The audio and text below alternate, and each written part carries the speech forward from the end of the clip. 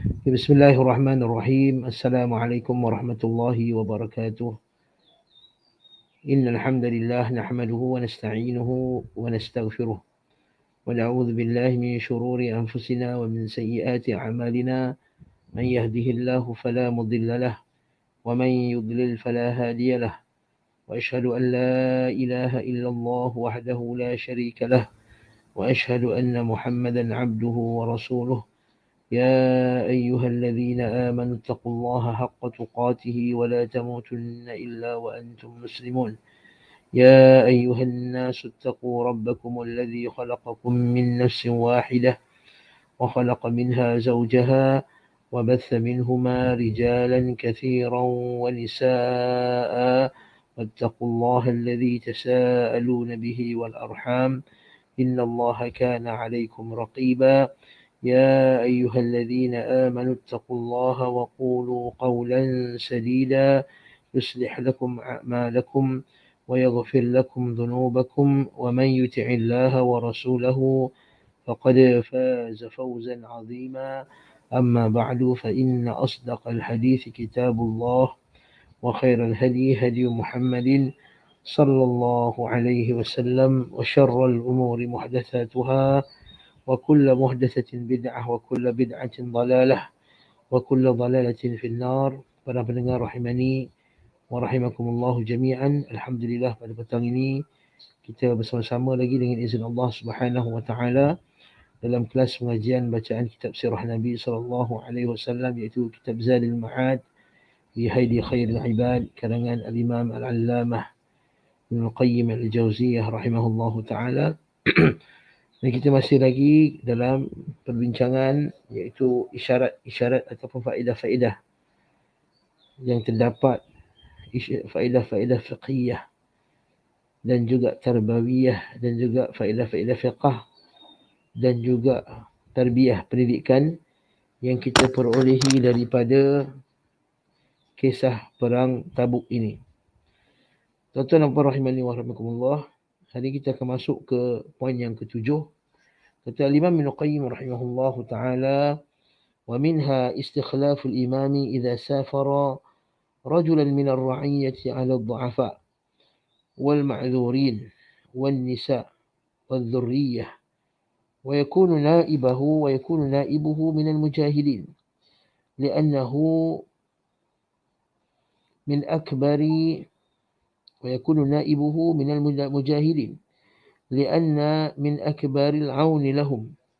وكان رسول الله صلى الله عليه وسلم يستخلف ابن أم مكتوم فاستخلفه 11 مرة. وأما في غزوة تبوك فالمعروف عند أهل الأثر أنه استخلف علي بن أبي طالب رضي الله عنهم، كما في الصحيحين عن سعد بن أبي وقاص قال: خلف رسول الله صلى الله عليه وسلم عليا رضي الله عنه في غزوة تبوك، فقال: يا رسول الله تخلفني مع النساء والصبيان؟ فقال: أما ترضى أن تكون مني بمنزلة هارون من موسى، غير أنه لا نبي بعدي، ولكن هذه كانت خلافة خاصة على أهله صلى الله عليه وسلم. وأما الاستخلاف العام فكان لمحمد بن مسلمة الأنصاري، ويدل على هذا أن المنافقين لما أرجفوا به وقالوا خلفه استثقالا أخذ سلاحه ثم لحق بالنبي صلى الله عليه وسلم فأخبره فقال: كذبوا ولكن خلفتك لما تركت ورائي farji' fakhlufni fi ahli wa ahlik. Kandungan ketujuh, dia kata imam jika hendak melakukan sebuah perjalanan, imam bila dia nak keluar berjihad fisabilillah ataupun dia nak meninggalkan negara yang menjadi tanggungjawab dia untuk dia menjaganya, dia istakhlafa, dia menyerahkan pengawasan, penjagaan itu kepada salah seorang rakyatnya.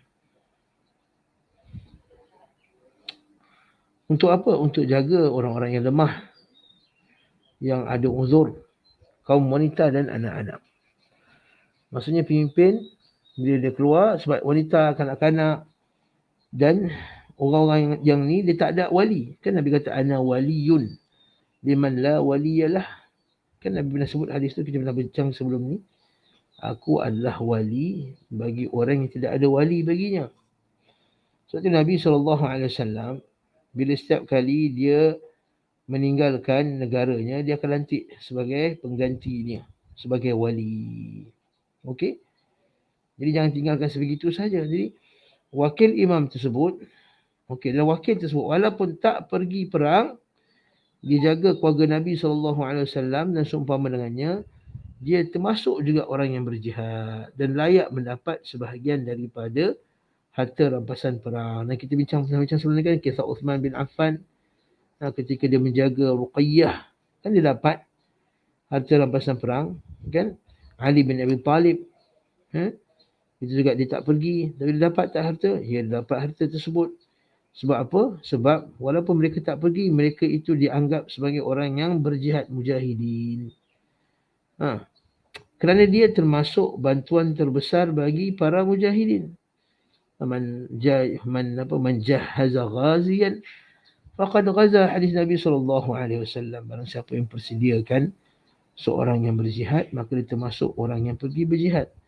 Dan para ulama bila syarahkan hadis ni, dia kata termasuk yang menyediakan mujahidin adalah dia membantu para mujahidin ni untuk boleh pergi perang.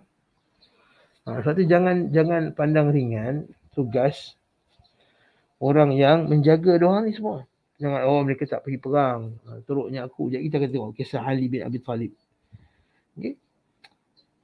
Dan Rasulullah SAW biasanya mengangkat Ibnu Ummi Maktum sebagai pengganti dan menjadikannya sebagai wakil beliau SAW beberapa belas kali. Dalam keadaan Ibnu Ummi Maktum tak nampak, buta kan? Masih ingat lagi tak? Okay.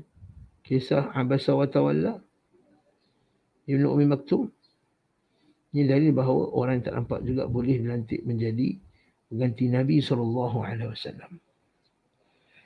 Adapun pada perang Tabuk, yang popular menurut pakar sejarah, bahawa beliau SAW mengangkat Ali bin Abi Talib sebagai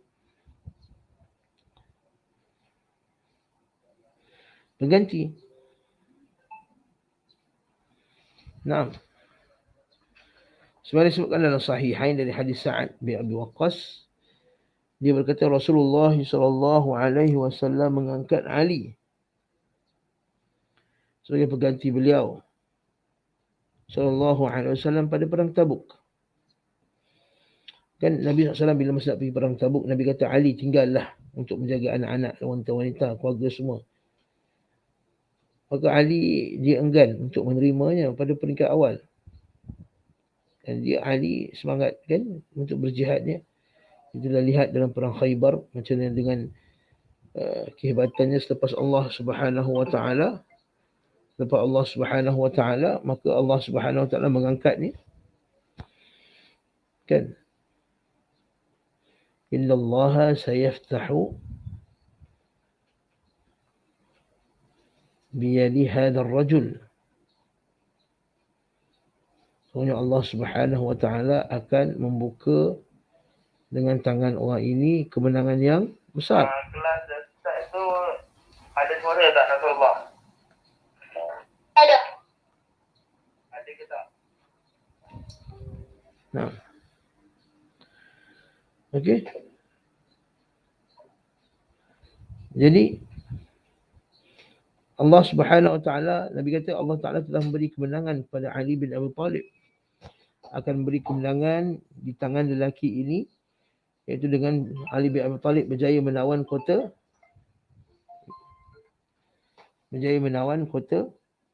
iaitu Khaybar.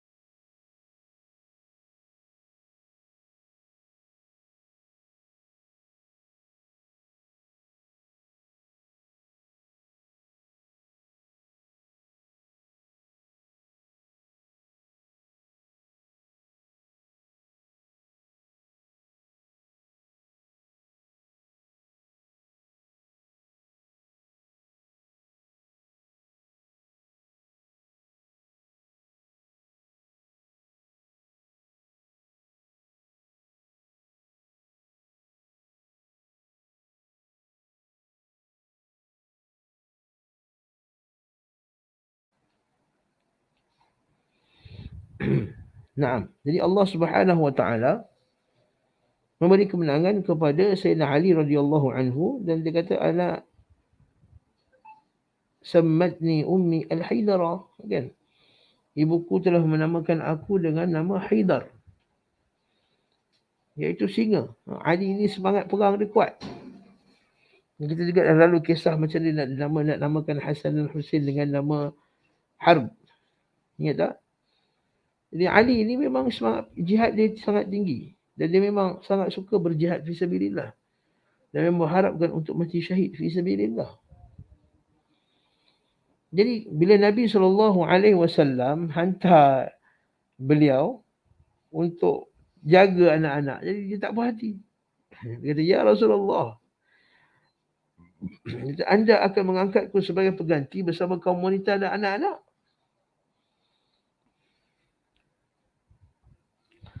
Lalu beliau SAW bersabda, tidakkah engkau meredai mendapatkan kedudukan sebagaimana kedudukan Harun di sisi Musa? Macam kau tak suka ke, wahai Ali, engkau macam Harun di sisi Musa? Kenapa Harun di sisi Musa?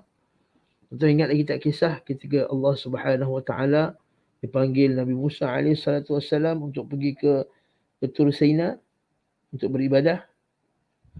Lalu Nabi Musa AS telah menyerahkan kaumnya kepada Nabi Harun untuk menjaganya. Jadi wahai Ali, engkau macam Nabi Harun bagi Nabi Musa AS. Jadi bukan calang-calang nak jaga kampung ni, jaga orang negeri sini ni bukan benda yang mudah. Naam.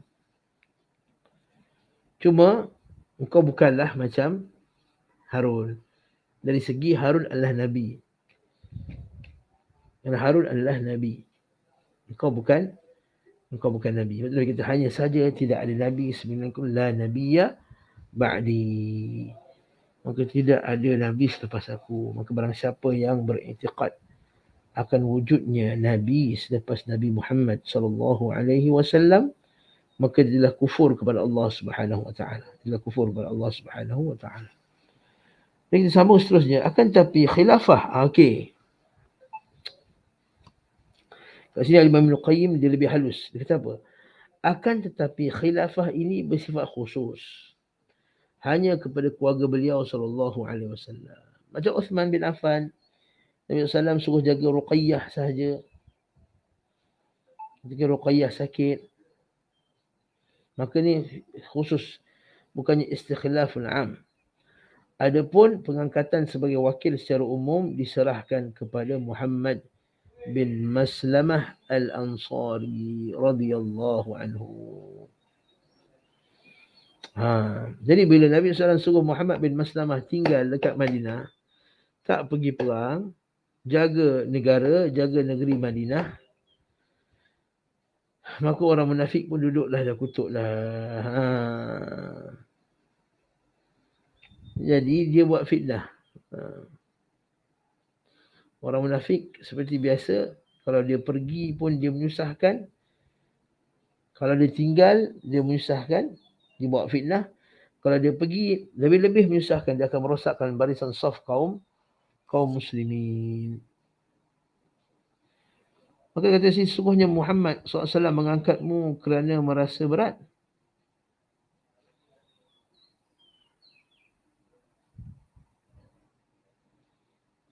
Jadi kata sesungguhnya Muhammad mengangkatmu kerana merasa berat. Dia kata kenapa Nabi SAW jadikan kamu sebagai khilafah? Sebab kamu rasa berat nak pergi berjihad, pergi berperang. Jadi dia tuduh Muhammad bin Maslamah ni, dia nak merosakkan, dia nak bagi dia nak bagi para sahabat ni ada rasa buruk kepada Nabi SAW. Jadi dia buat cerita. Ini sifat orang munafik. Dia buat cerita. Apa cerita yang dia buat?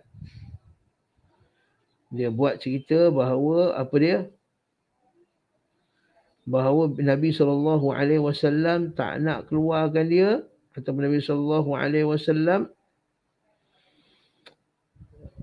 tak nak Muhammad bin Maslamah keluar pergi berperang sebab Nabi sangka Muhammad bin Maslamah ni ialah orang yang malas, berat untuk pergi berperang. Istafqalah.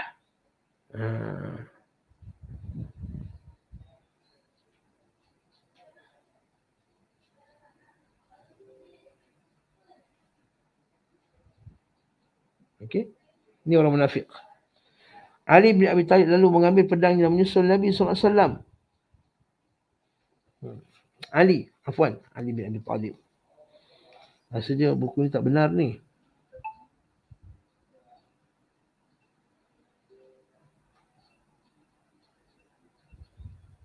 Bukan Ali. Betul kan buku ni? Lalu Muhammad bin Maslamah.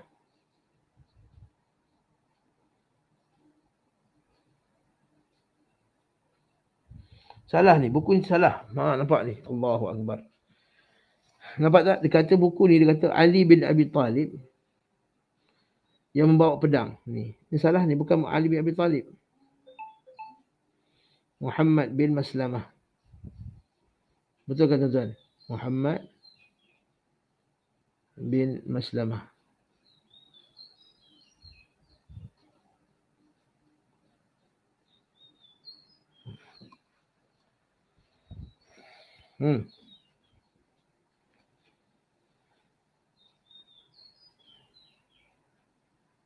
Nampak tak tuan-tuan?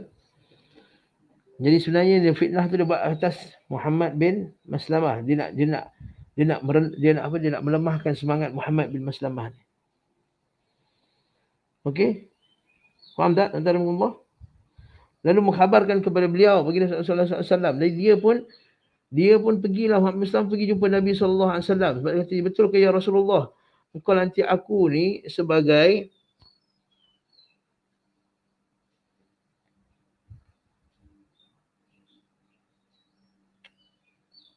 apa dia?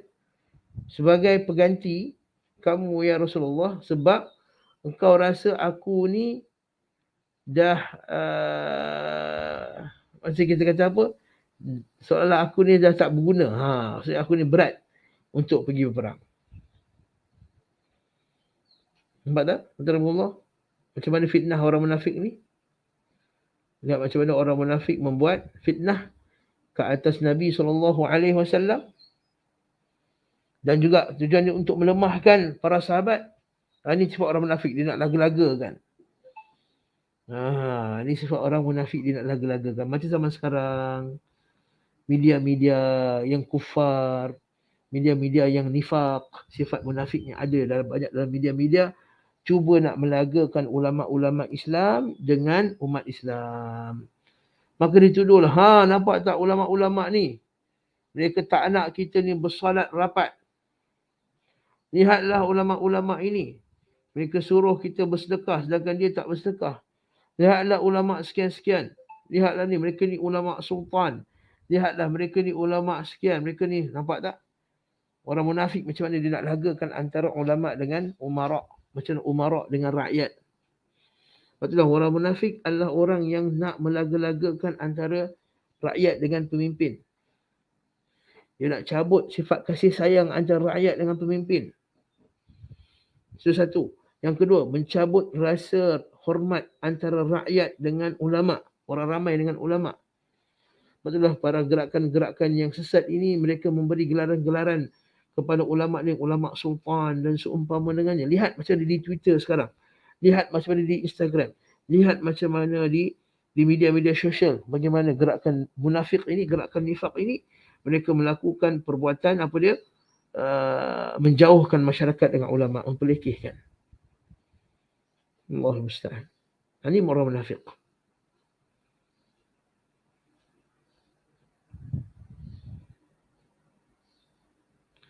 Lalu Rasulullah bersabda, mereka telah berdusta. Tetapi aku mengangkatmu kerana orang-orang yang aku tinggalkan di belakangku. Kembalilah, jadilah wakilku pada keluargaku dan keluargamu. Nampak tak? Fakhlufni fi ahli wa ahlik. Allahu Akbar. Nampak tak tuan-tuan? Nampak ni. Kalau Nabi SAW difitnah oleh orang munafik, maka kita kata pemimpin zaman sekarang boleh difitnah tak? Boleh difitnah.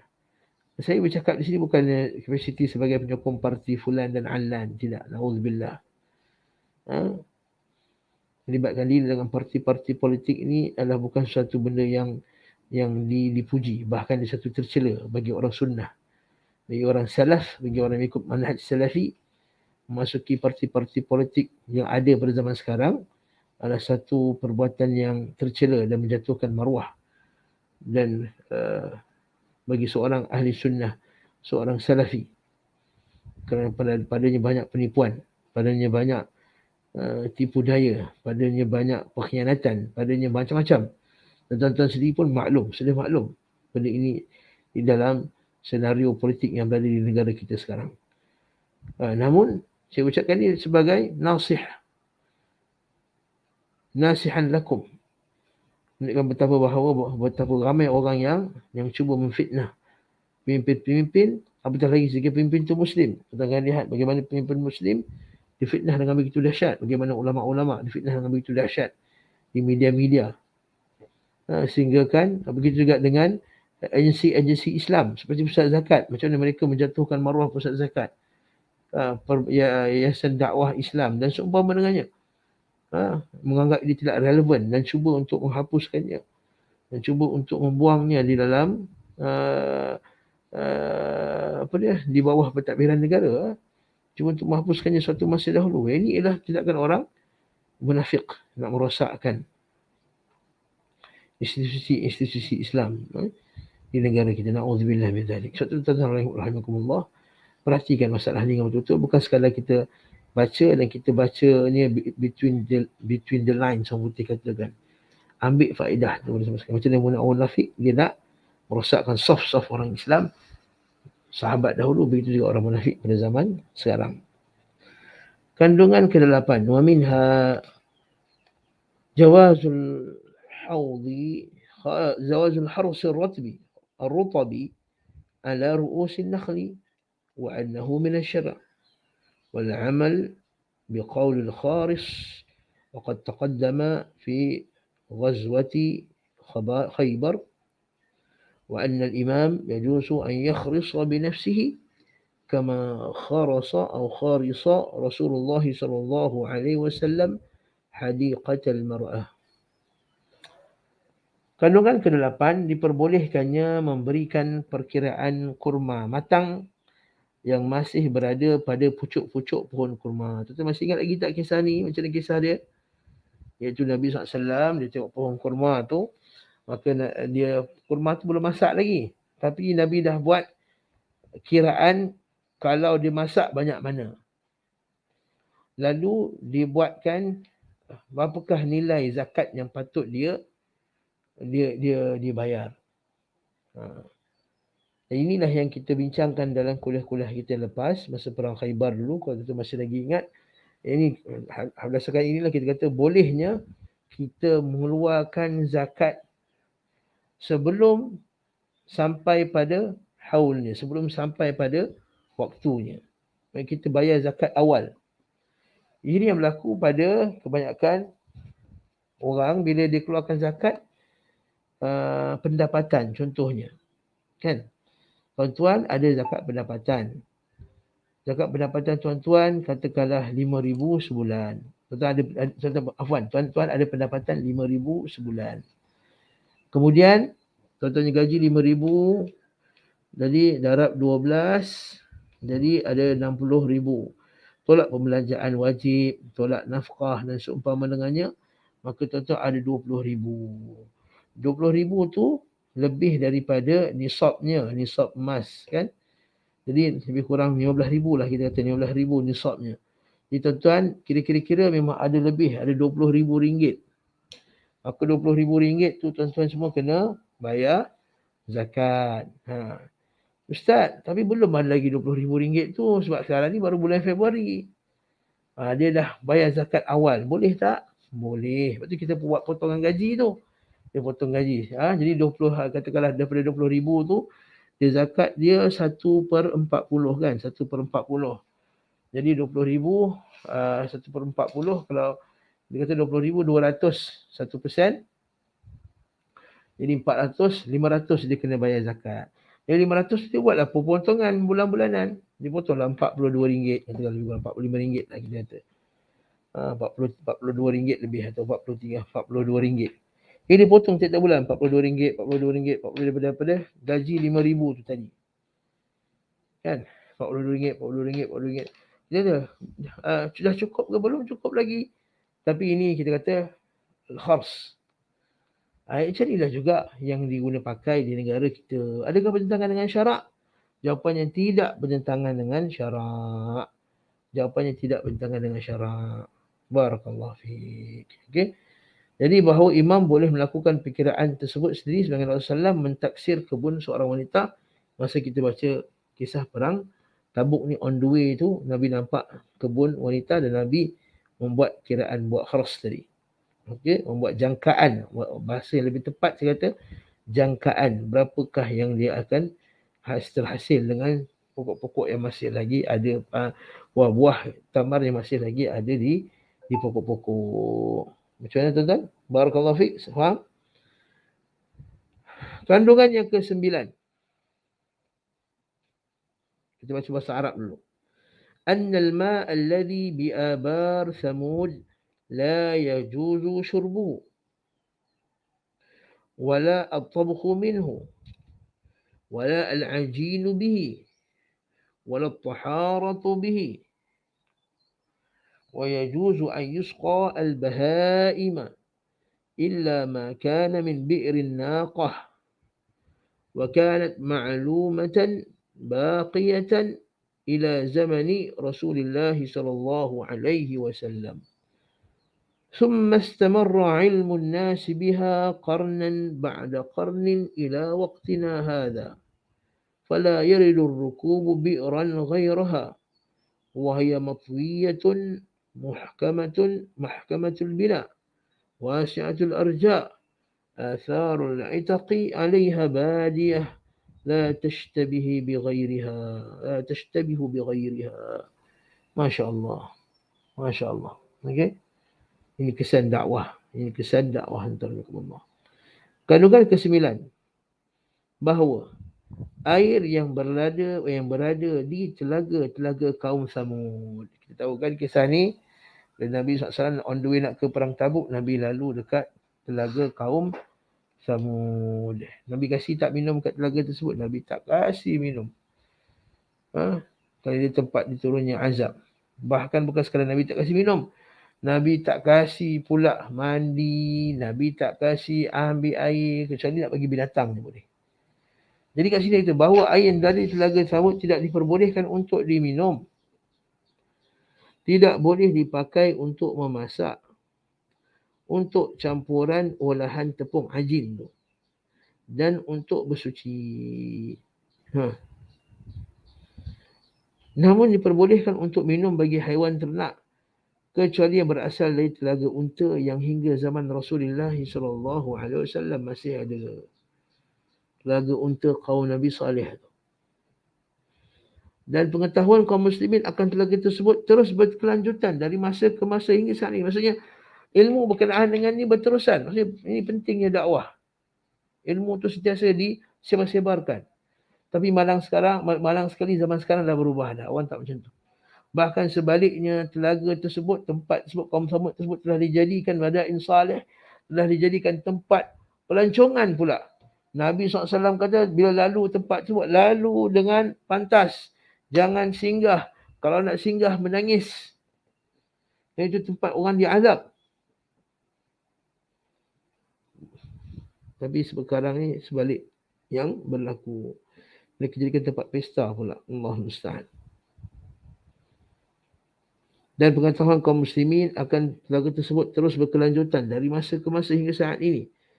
Di mana para pengendara dan maknanya pengembara, okey, betul kan tu? Di mana para pengembara tidak singgah kepada sebuah telaga pada telaga unta. Kecuali pada telaga unta.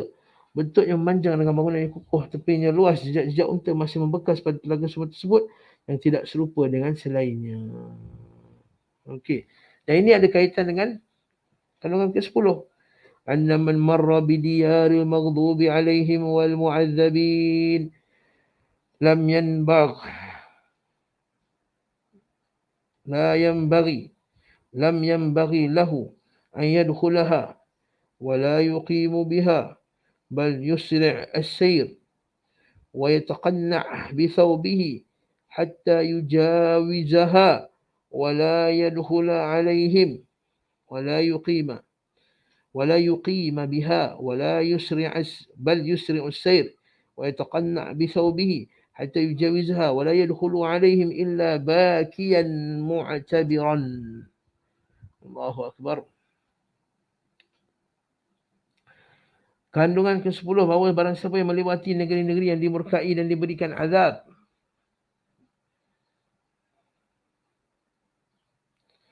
tidak sepatutnya mereka masuk ke dalamnya dan berdiam singgah pada tempat tersebut.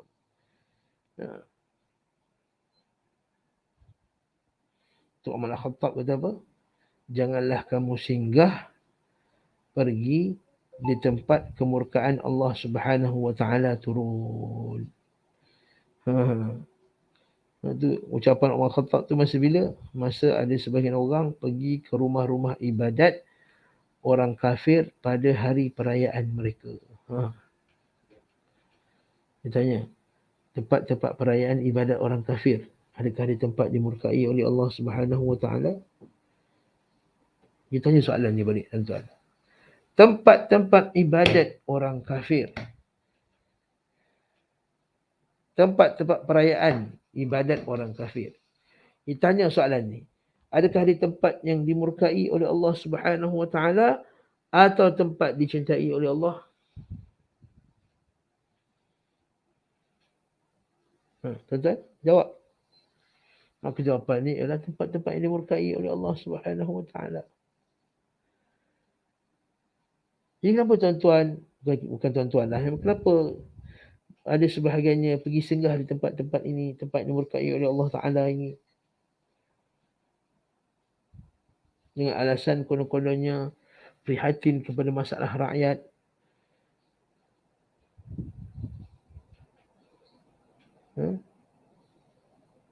Dan konon-kononnya dia mengambil peduli tentang masalah rakyat. Konon-kononnya untuk keharmonian kaum. Konon-kononnya untuk menunjukkan akhlak Islam, itu lagi teruk lah. Konon-kononnya untuk dakwah kepada non-Muslim. Bahkan sebaliknya yang berlaku, tuan-tuan rahimahkumullah.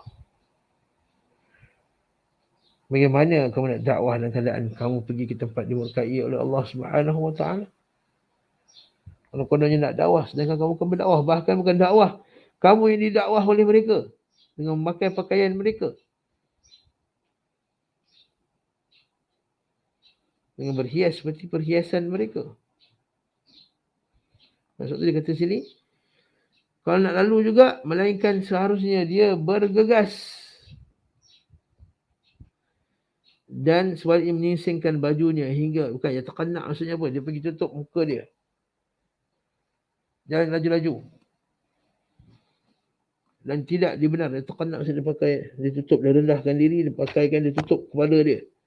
Dan tidak dibenarkan seorang masuk ke dalamnya kecuali sambil menangis. Mu'tabiran, mengambil iktibar daripada perbuatan daripada mereka yang diadab oleh Allah Subhanahu wa taala.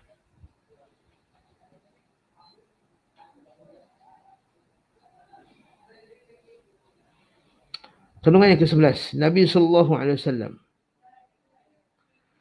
mempercepat perjalanan beliau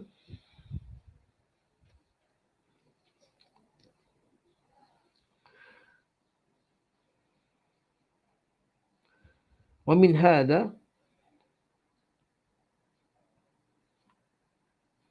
oh ini salah ni. Yang ni salah ni tuan-tuan . Yang ni juga salah terjemahan.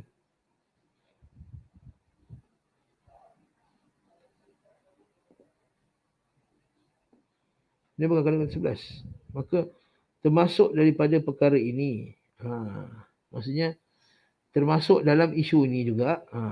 Dia boleh tambah sini . Tambah saya punya ayat ni termasuk dalam isu ini juga. Okey.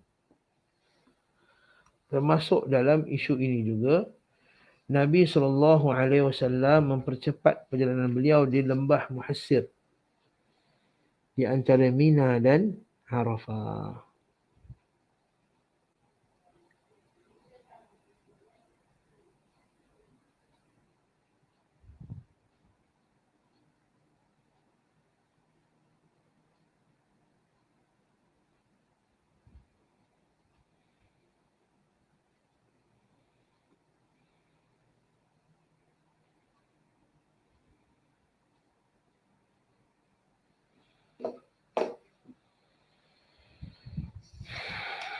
Okey.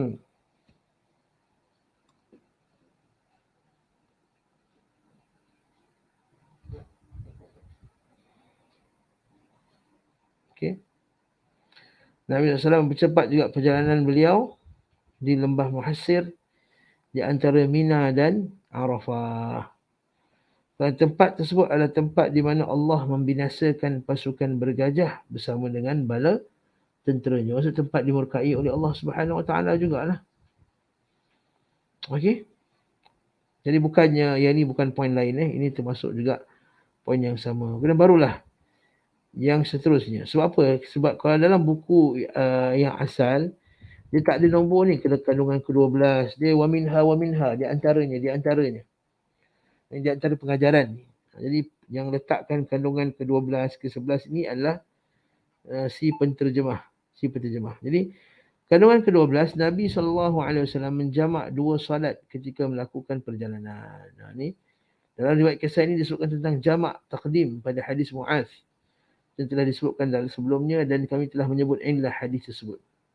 Agar mereka yang mengingkari adanya jamak takdim berargumen bahawa tidak ada dalil yang menunjukkan bahawa Nabi SAW melakukan jamak takdim ketika berada dalam perjalanan selain hadis itu. Okey. Padahal telah sahih diriwayatkan bahawa Nabi SAW beliau melakukan jamak takdim ketika berada di Arafah sebelum masuk ke Arafah. Ketika itu Nabi SAW menjamakkan salat zuhur dan asar pada waktu zuhur. Jadi isu ni khilaf Nabi SAW menjamak hadis kata Nabi SAW bila perjalanan itu lepas tergelincir maka Nabi SAW akan jamakkannya dengan jamak takdim. Okey, kalau sebelum tergelincir Nabi akan jamakkannya dengan jamak takhir. Kan kata kalau tuan-tuan pergi musafir. Tuan pergi ke Melaka lah. Okey.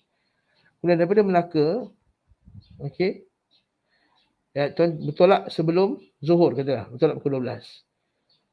Kemudian Melaka terlampau dekat Johor Bahru. Okey, bertolak sebelum zuhur. Kan bertolak sebelum zuhur. Jadi Nabi akan jamak takhir. Nak sampai kat JB barulah sembahyang zuhur dengan asar. Tapi kalau lepas zuhur, katalah lepas zuhur baru nak tolak, okey, maka dia sembahyang zuhur dahulu di jamak takdim. Tapi bukan di rumah lah, maksudnya katakan tuan ni, kita pergi ke Johor, KL pergi Johor. Okey. Lepas tu daripada Johor nak balik ke KL, katakan dari Johor nak balik ke KL. Tuan bertolak sebelum zuhur. Maka tuan-tuan buat jamak takhir. Itu berdasarkan hadis ni. Tapi kalau dah masuk zuhur, tapi masuk dalam perjalanan lagi lah, tuan buat jamak takdim. Itu maksud hadis tadi. Hadis itu memang ada pertikaian terhadap kesahihannya. Bahkan guru kami juga mengatakan hadis itu tak sahih. Ada illah, dia kata. Namun bukan itu sahaja hadis yang menyokong bahawa adanya, dia kata oleh itu tidak ada, kata balik saya, oleh itu tidak ada hadis yang sahih yang mengatakan bahawa adanya jamak takdim. Ulama yang kata ada jamak takdim dibalas dengan hadis ketika Nabi SAW buat haji. Masa Nabi SAW buat haji, Nabi menjamakkan. Ustaz, saya nak bergabung.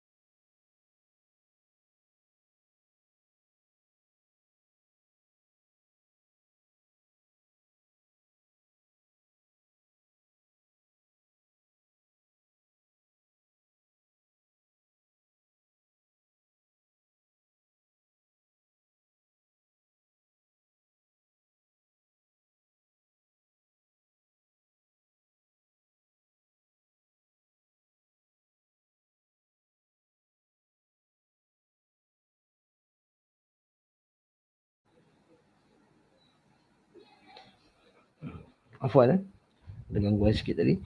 Jadi kita patah balik tadi. Jadi kita bukan sekadar semata-mata hadis tadi, hadis yang berkenaan dengan jamak tadi. Antara yang jadi hujahnya adalah hadis berkenaan dengan Nabi jamak takdim ketika haji. Kan masa haji pada hari Arafah, hari ke-9 tu kan Nabi jamakkan zuhur dengan asar. Kan Nabi jamakkan zuhur dengan asar. Jadi dia kata macam mana? Okey. Tapi ada ulama dia bantah lagi. Dia kata Nabi jamakkan zuhur dengan asar ketika hari Arafah bukan sebab jamak. Tapi adalah kerana pada hari, bukan sebab Nabi nak buat jamak takdim, tapi adalah kerana memang masa musim haji itu ibadahnya, itu manasiknya. Nampak tak? Dia kata bukan sebab jamak takdim, tapi sebab itulah manasik haj. Maka sebagian ulama mengatakan, ada yang mengatakan bahawa jamak salat tersebut dikarenakan adanya pengerjaan ibadah.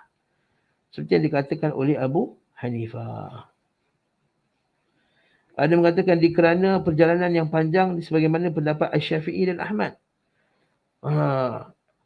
Maka Imam Syafi'i dan Ahmad kata disebabkan perjalanan yang panjang kan Nabi SAW kan musafir, Nabi daripada Madinah. Ada mengatakan berdasarkan kesibukan, iaitu Nabi jamak kerana pada hari tersebut hari-hari haji sibuk. Pada hari melakukan wukuf. Wukuf tersebut bersambung hingga matahari terbenam. Ahmad mengatakan beliau menjamak disebabkan kesibukan. Pendapat tersebut juga merupakan pendapat berapa salaf dan khalaf. Inilah pendapatnya. Yang sahih tuan-tuan, yang sahih ialah Nabi SAW buat jamak takdim. Nabi SAW buat jamak takdim. Itu yang sahih, itu yang rajih. Wallahu ta'ala alam bissawab. Kandungan ke-13. Bolehnya bertayamum dengan menggunakan pasir. Dan Nabi SAW bersama para sahabat melalui padang pasir di antara Mekah, Madinah dan Tabuk. Mereka sama sekali tidak membawa tanah. Tanpa diragukan lagi, jarak perjalanan jauh itu membuat dahaga. Para sahabat lalu mengeluhkan rasa dahaga mereka kepada Rasulullah SAW. Yang pasti bahawa mereka melakukan tayamum di atas tanah yang mereka singgah. Semua ini tidak diragukan lagi seiring dengan sabda beliau SAW. Di mana pun waktu solat mendapati salah seorang dari umatku, maka di sisi itulah masjid dan media bersuci. Maksud mana-mana kamu hadarhus salah, maka di mana-mana tempat yang padanya datang pada waktu solat, maka itu adalah masjidnya.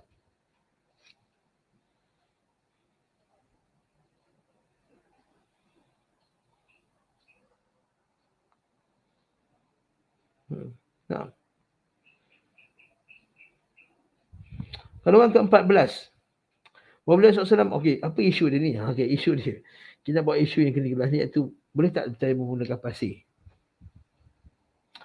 Jawapan dia ialah, koalisi ulama Syafi'iyah. Kalau pasir semata-mata, pasir, batu, macam batu-batu pasir itu, dia tak boleh. Dia mesti tanah. Sa'idan tayyiban. Sa'idan tayyiban. Dan hadis yang kita baca ni, kisah yang Nabi SAW, lalu di padang pasir tu ada tanah tak? Mesti ada tanah. Jadi barakallahu fiik. Jadi boleh bertayamum tanah yang padanya ada pasir, tak ada masalah. Cuma kita kena bersihkanlah pasir tu. Dan kita memang tayamum di atas tanah, bukan tayamum atas pasir. Pasir batu-batu tu, faham tak? Contoh macam pasir. Batu-batu tak boleh. Dia mesti tayamum pada tempat yang berdebu. Itu ulama Syafi'iyah. Ulama Syafi'i kata mesti yang berdebu. Jadi kat sini Al-Imam Ibn Qayyim seolah-olah nak membuat satu membawa pandangan lain daripada sisi ulama-ulama. Dia katakan bahawa kita boleh bertayamum menggunakan pasir. Jadi ini hujah bagi mereka yang mengatakan bahawa boleh tayamum dengan selain daripada tanah. Boleh tayamum dengan pasir. Wallahu ta'ala alim bisawab.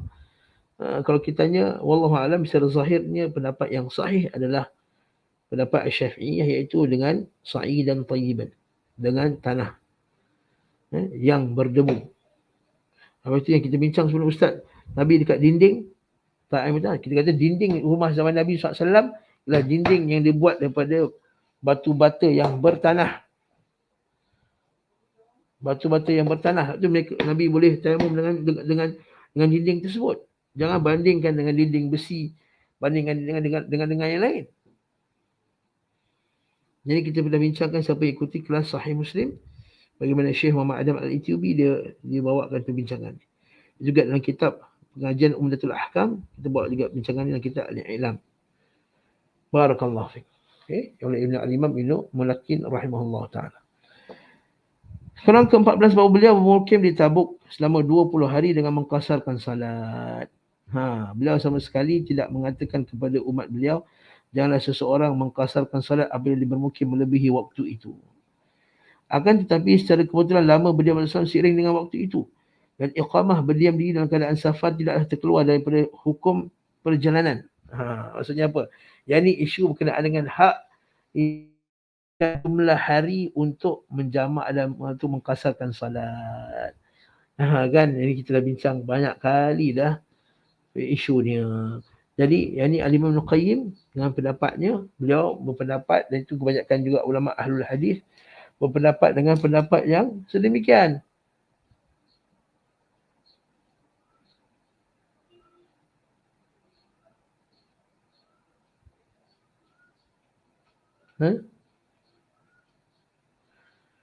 Nah,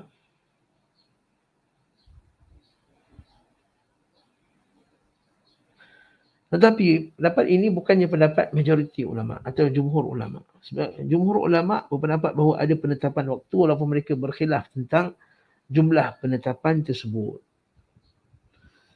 Akan tetapi di sini, secara kebetulan lama beliau dan iqamah. Maksudnya iqamah ni maksud bukan iqamat solat tu. Diamnya Nabi SAW dalam keadaan safar tidaklah terkeluar daripada cakupan hukum perjalanan. Maksudnya Nabi 20 hari. Selagi mana Nabi musafir lah. Baik waktu perjalanan tersebut sebentar ataupun lama, apabila dia tidak menjadikan tempat tersebut sebagai tempat menetapnya, tidak meniatkan diri untuk menetapkan tempat tersebut.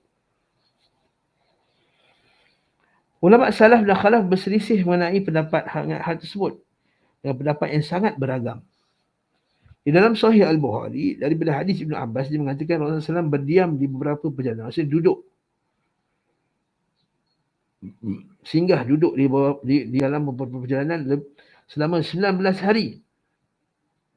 Beliau menikahkan salat, itu mengqasarkan salat menjadi 2 rakaat. Apabila kami singgah selama 19 hari, maka kami mengerjakan salat 2 rakaat. Apabila melebihi batas waktu tersebut, maka kami menyempurnakan salat.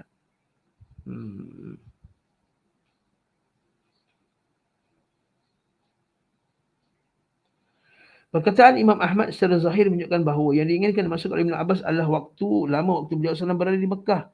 Pada waktu Fathu Mekah, bukan kota Mekah. Kita bincang juga masalah ni panjang pada waktu itu. Dan Ibn Abbas berkata, Rasulullah SAW berada di Mekah selama 19 hari pada waktu Fathu Mekah.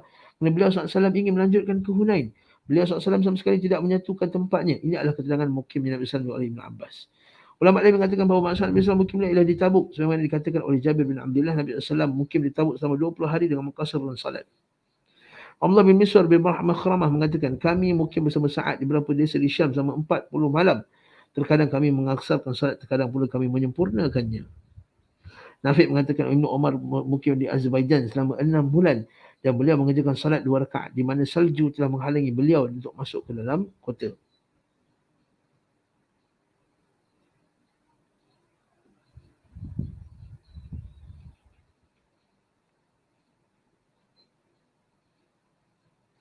Hafs bin Ubaidillah mengatakan Anas bin Malik mukim di Syam selama 2 tahun mengerjakan salat musafir. Anas mengatakan para sahabat Rasulullah bermukim di Ramah Hurmuzi. Okay? Ramah Hurmuz. Selama 27 bulan dan mereka mengkasarkan salat.